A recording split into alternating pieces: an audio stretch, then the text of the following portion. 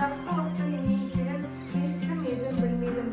Қуандық октябрьдің таңы атқанда, біз мәз болып жылындық, құмыс қарай ұйыстық, өмір шамын жаққанда, кекірейіп тұрмадым, кейіннен дабыл қаққанда, тілектен қолды құбылған, ақтар келіп шапқанда, жүрегін түген қызылдың маңайынан түспедік.